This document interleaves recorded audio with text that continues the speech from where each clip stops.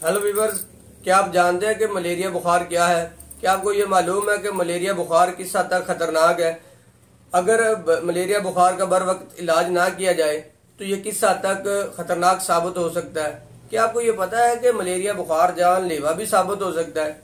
नहीं मालूम तो इस वीडियो को पूरा देखें, एंड तक देखें। इसमें हम आपको मलेरिया बुखार के बारे में मुकम्मल डिटेल देंगे और इसके साथ साथ होम्योपैथी का बेस्ट इलाज जो मलेरिया के लिए है वो भी आपसे मेडिसिन शेयर करेंगे। दोस्तों, वीडियो शुरू करते हैं।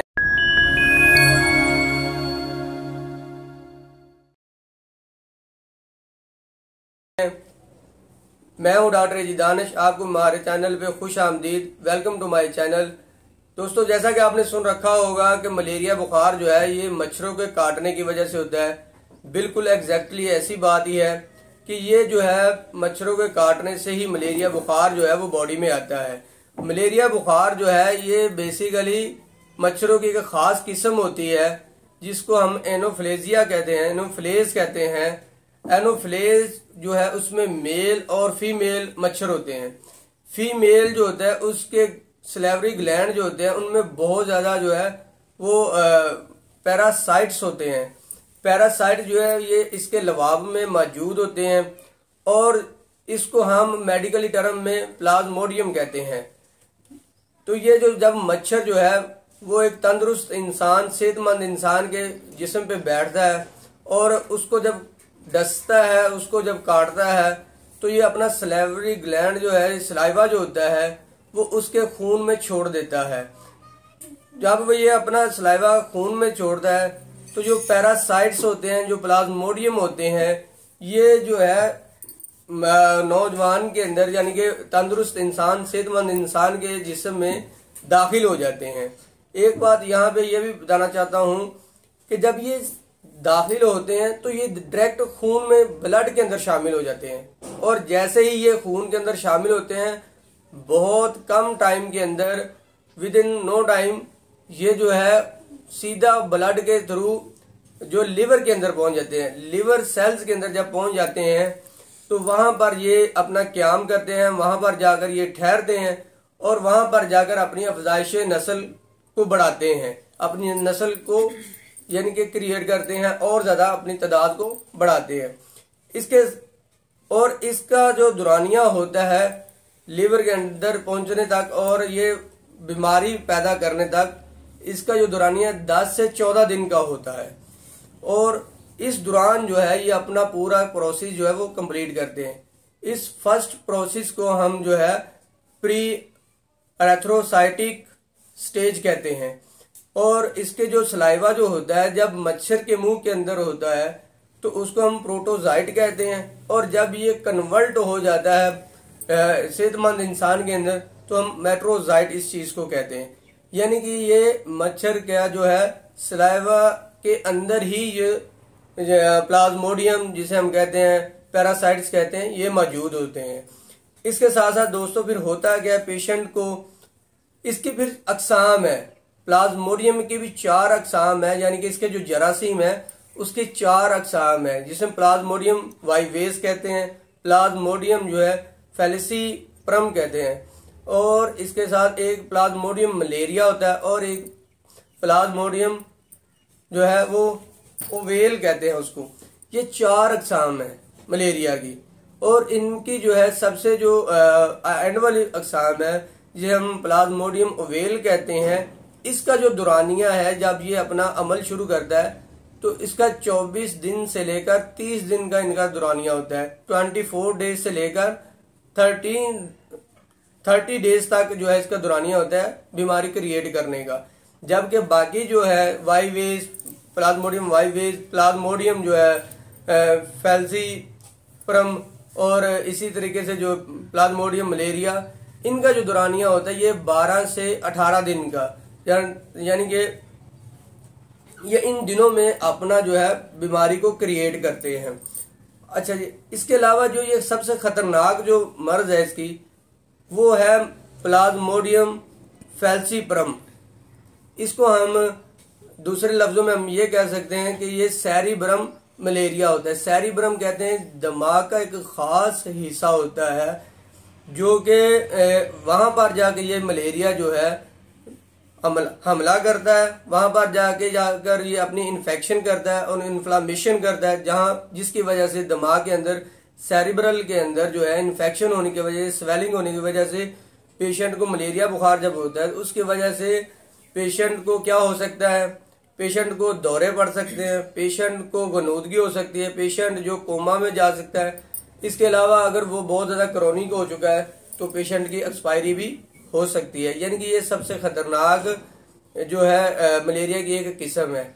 इसके अलावा बाकी जो मलेरिया के अकसाम है, वाईवेज है और इसके अलावा ओवेल है, ये बाकी मलेरिया है। तो इसमें होता क्या कि मरीज को जो है एक दिन बुखार होता है, अगले दिन बुखार नहीं होता, फिर एक दिन अगले दिन बुखार होता है। यानी कि एक दिन छोड़कर एक दिन हम इसको कहते हैं 1 से तीसरे दिन का बुखार का होना, यानी कि ये इस हद तक। इसके अलावा जो है इसकी अलामात क्या है, इसकी अलामात ये है कि इसकी फिर मलेरिया की भी 4 अकसाम है। मलेरिया की भी बेसिकली 4 अकसाम है। फर्स्ट जो है वो सेरिब्रल है, जो मैं आपसे डिस्कस कर चुका हूँ, सेरिब्रल है। दूसरे नंबर पे है ब्लैक वाटर फीवर। उसमें होता क्या है कि पेशेंट को जो पेशाब है उसका कलर चेंज हो जाता है, उसका जो कलर रंगत है पेशाब की वो चेंज हो जाती है, उसमें शाही माइल जो है वो पेशाब आना शुरू हो जाता है। इसके अलावा गैस्ट्रो इंटेस्टाइनल मलेरिया होता है, यानी कि आंतड़ियों का जो मलेरिया होता है। अगर आंतड़ियों का मलेरिया है तो उसमें होता है पेशेंट को वॉमिटिंग, कै, मतली, पेट में दर्द, कुलंज और इसके साथ साथ खूनी पेचस भी आ सकते हैं। तो यानी कि ये थी इसकी अकसाम। अब हम चलते हैं मलेरिया बुखार की ट्रीटमेंट की तरफ। होम्योपैथिक के अंदर मलेरिया का बेहतरीन और सबसे अच्छा इलाज मौजूद है। दोस्तों, होम्योपैथिक एक ऐसा इलाज है जिसकी वजह से पेशेंट को मुकम्मल जो है शिफा नसीब हो जाती है। और इसके अलावा यह है कि एलोपैथी में लोग कुनेन का बहुत ज्यादा इस्तेमाल करवाते हैं। मैंने जो प्रैक्टिकली मेरी लाइफ में देखा कि बहुत ज्यादा पेशेंट ऐसे होते हैं कि सर्दी लगना जो होती है पेशेंट को बुखार की हालत में, ये कॉमन चीज है। और सर्दी की भी खास अलामतें होती हैं जिसमें मलेरिया बुखार के जो हम सिम्टम्स समझते हैं कि इसके अंदर सिम्टम्स पाए जा सकते हैं। अदरवाइज जो है हर पेशेंट में सर्दी की वजह से मलेरिया नहीं होता। और ये मैंने देखा है कि जब भी कोई पेशेंट आता है तो उनको जब वो जाकर किसी डॉक्टर से बात करता है तो वो सबसे पहले जो है वो देहातों के अंदर जो है हमारे प्रैक्टिशनर हजरात होते हैं वो कुनेन की टैबलेट उसके अंदर शामिल कर देते हैं। तो इस वजह से कुनेन जो है ज्यादा इस्तेमाल करने की वजह से जो उसकी अलामात होती हैं मलेरिया की वो बिगड़ चुकी होती हैं। तो इस वजह से हम होम्योपैथी के अंदर इसका बेस्ट इलाज समझते हैं और बहुत अच्छा इलाज है और कामयाब इलाज है। इसमें सबसे पहले होता है क्या कि जो मेडिसिन मैं आपको बताने जा रहा हूँ उसकी अलामात क्या है और उसके अंदर मरीज को क्या फीलिंग आएगी। उसको पेशेंट को भूख नहीं लगती, पसीना आता है, कभी पसीना आने के बाद बुखार उतर जाता है, गर्म चीज को वो पसंद करता है, गर्म जगह पे रहना पसंद करता है, प्यास खत्म हो चुकी होती है, अगर पानी पीना चाहे भी तो हल्की हल्की थोड़ा थोड़ा पानी करके पीता है। तो ऐसे अगर पेशेंट को ये मसला आ रहा है तो उसको आप चाइना के नाम से एक मेडिसिन है, उसकी मैं पिक्चर अभी लगा दूंगा, तो चाइना दीजिएगा। अगर इसके साथ साथ पेशेंट को म्यादी यानी कि ये बुखार है और इसके साथ उसको कप कपी तारी होती है, दिल घबराता है, वॉमिटिंग नोजिया वाली जो है उसकी कैफियत पाई जा रही है उसके अंदर, और इसके साथ साथ उसका दम जो है वो घुटता है, सांस लेना मुश्किल होता है, तो ऐसे पेशेंट के लिए जो है वो मेडिसिन है एपिकॉक। ये भी मैं पिक्चर भी लगा दूंगा। एपिकॉक अगर ऐसे मरीज को मलेरिया की कंडीशन में ये मसला दरपेश हो रहा है, मैं समझता हूँ कि मलेरिया के हर केसेस के अंदर ये एपिकॉक का इस्तेमाल जरूर होना चाहिए, क्योंकि ये अलामात जो बिगड़ी हुई अलामात होती हैं जिनके हमें समझ नहीं आ रही होती तो ये उस अलामात को दुरुस्त साबित करती हैं। इसके साथ साथ एक और मेडिसिन है जिसकी वजह से पेशेंट को बुखार की वजह से उसके हड्डियों में जोड़ों में दर्द होना शुरू हो जाता है और इंसान को बहुत ज्यादा वीकनेस टायर्डनेस बहुत ज्यादा महसूस होती है। तो ऐसे पेशेंट के लिए यूपाटोरियम बर्फ जो है, इसकी भी मैं अभी पिक्चर लगा देता हूँ, तो इसको भी आप देख लीजिएगा अच्छे से। तो इसको भी आपने यानी कि अपने पेशेंट को इस्तेमाल करवा सकते हैं। इसके अलावा ऐसे पेशेंट जिनको सर्दी लगती है और सर्दी की जो लहर होती है, जो सर्दी का मुकाम होता है वो कमर की बैक साइड, जिसे हम रीढ़ की हड्डी कहते हैं, इस रीढ़ की हड्डी के साथ साथ एक लहर दौड़ती है सर्दी की, जो ऊपर नीचे होती रहती है। ये भी एक खास अलामत है। अगर पेशेंट के अंदर ये सर्दी की लहर पाई जाती है और पेशेंट ये चाहता है, वो बहुत ज्यादा कांपता है, बहुत ज्यादा उसको सर्दी लगती है, 2-2 3-3 रजाइयां ओढ़ लेता है, इसके साथ साथ वो चाहता है कि मुझे थाम लें, कि उसको ना यानी कि इस तरह की सर्दी की लहरें होती हैं कि वो चाहता है कि मुझे सहारा दिया जाए। तो अगर पेशेंट को ये कंडीशन महसूस हो रही है तो उसमें आप मेडिसिन देंगे जलसीमियम। ये तीनों चारों मेडिसिन जो है ये आपने 30 में लेनी है, और 30 में लेने के बाद इसको आपने 10-10 कतरे आपने, अगर तो बुखार तेज है, शिद्दत का बुखार, कम वक्फे से, आधे घंटे के वक्फे से ये मेडिसिन आप दोहराएं। अगर बुखार नॉर्मल हो चुका है तो ये आपने सुबह दोपहर शाम आपने इस्तेमाल करनी है। ये तमाम मेडिसिन आपको किसी भी अच्छे होम्योपैथिक मेडिकल स्टोर से आसानी से मिल सकती हैं।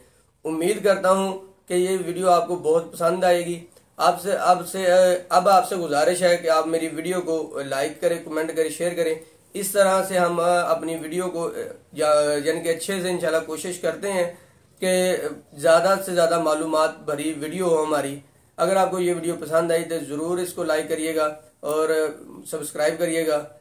अल्लाह हम सब का हामी नासिर हो, खुश रहें, खुशियां बांटिए। अल्लाह हाफिज।